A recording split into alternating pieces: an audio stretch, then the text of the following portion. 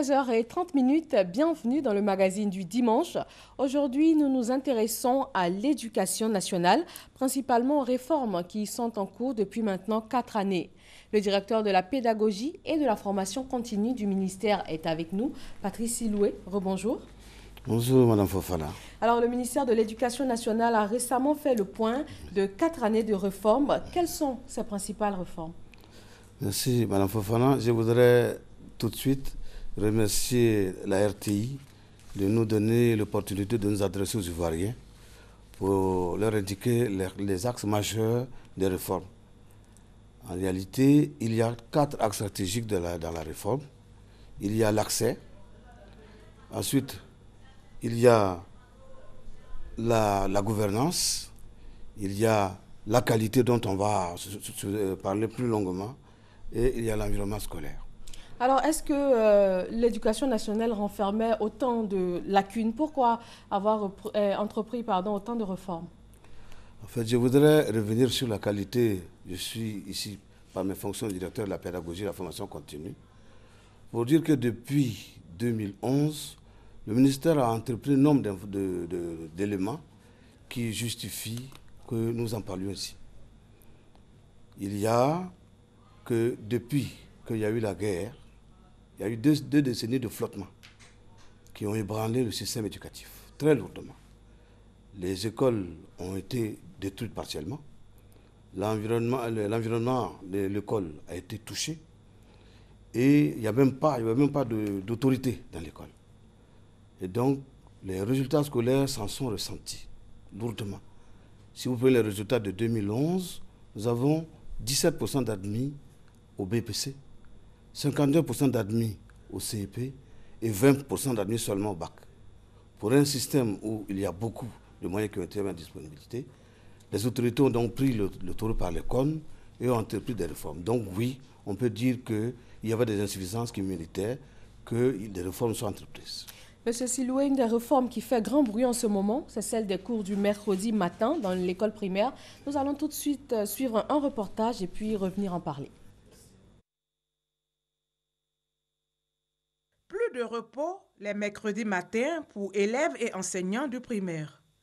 Mercredi est désormais jour ouvrable, un jour inscrit sur le tableau des élèves et sur leur emploi du temps. Cette mesure gouvernementale a eu un écho favorable ici au groupe scolaire Djeloukou dans la commune d'Atekoubé. Élèves et enseignants sont en plein exercice. Depuis 7h30, les enfants sont arrivés et on a commencé à travailler. On a révisé la table de multiplication avec les enfants, la table par 2.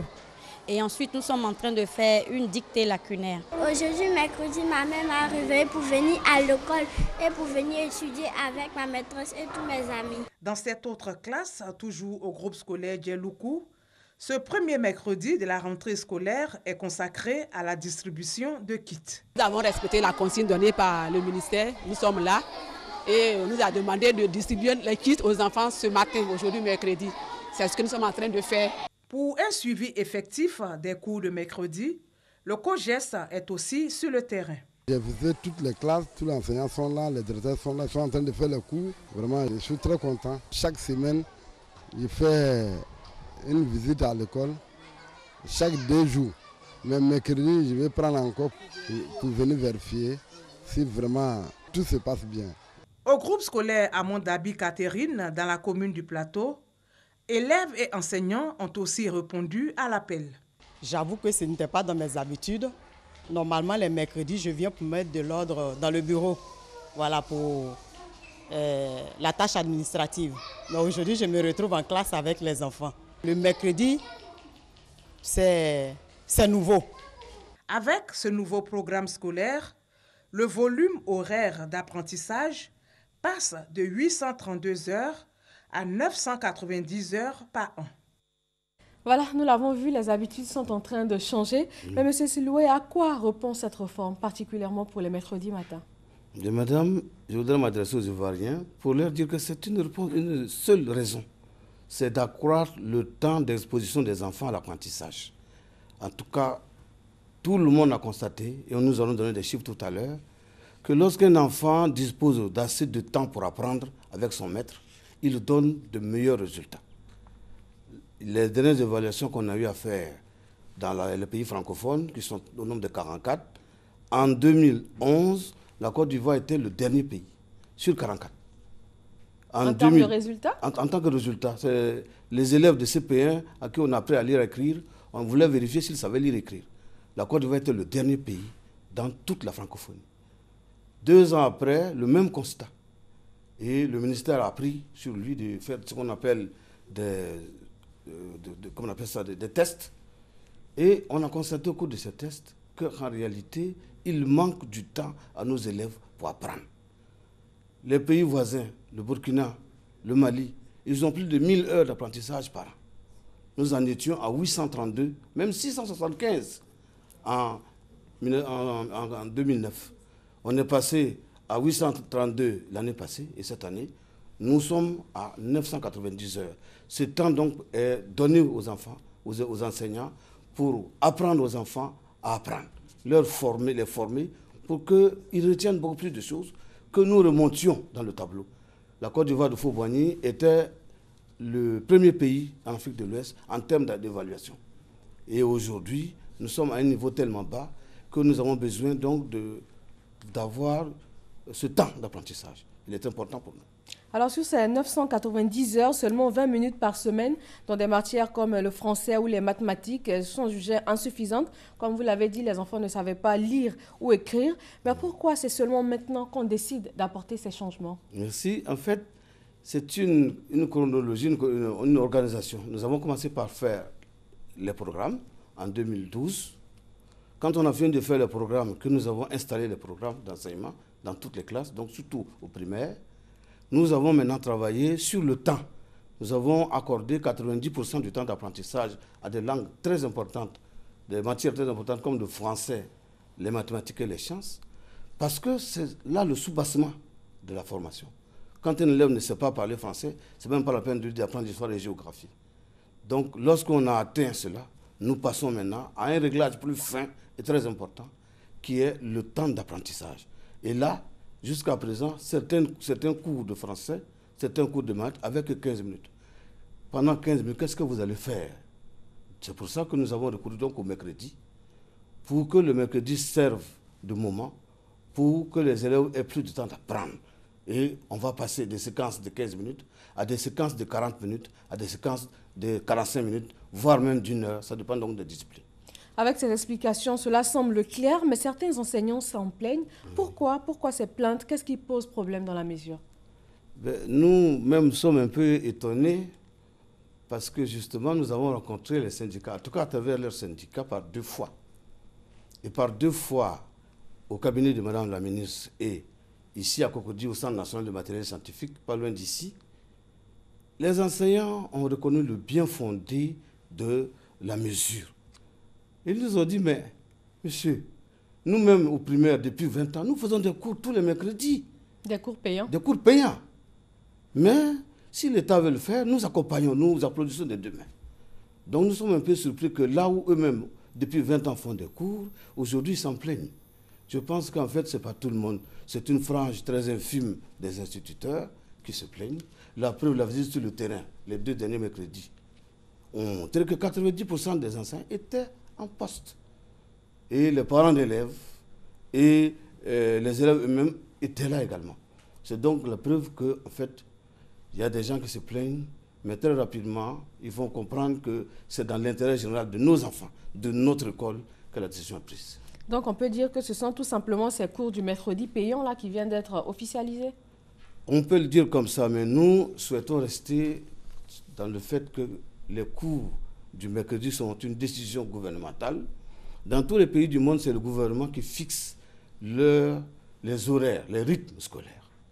Et là où il y avait des cours payants dans des établissements publics avec l'électricité et les moyens de l'État, nous voulons faire des cours gratuits. Parce que c'est une injustice qui était là. Le parent qui ne paye pas les 200 francs voit son enfant un peu brimé. Et là maintenant, tous les enfants de Côte d'Ivoire vont avoir des cours le mercredi. Madame le ministre dit toujours que nous sommes en train d'instruire une école de la réussite pour tous. Madame, parce que nous sommes passés à une politique de la scolarisation universelle. Tous les enfants de Côte d'Ivoire doivent aller à l'école. L'école est obligatoire en Côte d'Ivoire jusqu'en 3e. Si donc des enfants ne peuvent pas aller à l'école parce que le mercredi, les cours sont payants, c'est une injustice que nous commettons. Donc nous sommes à 5 jours de classe, mais dans les années 90, on était déjà à 5 jours de classe, on était revenu à 4, donc c'est pratiquement le même programme. Je voudrais vous dire merci. Effectivement, nous qui sommes allés à l'école dans les années 60, on avait cours tout le lundi, on avait cours tout le mardi, tout le mercredi. Le jeudi était férié, était vide. Jour de repos. Et était jour donc de repos pour les enfants. Mais le vendredi, tout le vendredi était jour de travail et le samedi matin. Dans les années 90, quand la Côte d'Ivoire a adopté la journée de 5 jours, la semaine de 5 jours, le samedi, les cours de samedi ont sauté. Au lieu de reporter peut-être au mercredi, comme c'est le cas maintenant. Voilà, c'est ça qu'on est en train de chercher à rattraper pour nous remettre dans le peloton de tête pour revenir à l'école de Fauboy. Monsieur Siloué, je rappelle que vous êtes directeur de la pédagogie et de la formation continue au ministère de l'Éducation nationale. Nous allons maintenant parler du volume horaire. Quels sont les standards internationaux en la matière et quels sont, vous avez dit qu'en Côte d'Ivoire, nous étions à 990 heures maintenant avec cette réforme. Quels sont les standards internationaux? Mais les standards internationaux, c'est ce qui se pratique dans la plupart des pays aujourd'hui, de l'OCDE, d'Afrique et du monde. Il faut 1000 heures en moyenne par an à un enfant du primaire pour qu'il retienne quelque chose. Je voudrais m'adresser aux Ivoiriens. Beaucoup de moyens ont été mis à la disposition du ministère, je dois le signaler. 19 000 classes ont été construites, 170 collèges, 100 logements de maîtres. 2 CAFOP sont en train de... Les instituts de maîtres, là on forme les élèves de CAFOP, sont en train d'être faits. Donc, face à ces moyens, la Côte d'Ivoire a seulement 990 heures, là où tous les autres ont 1000.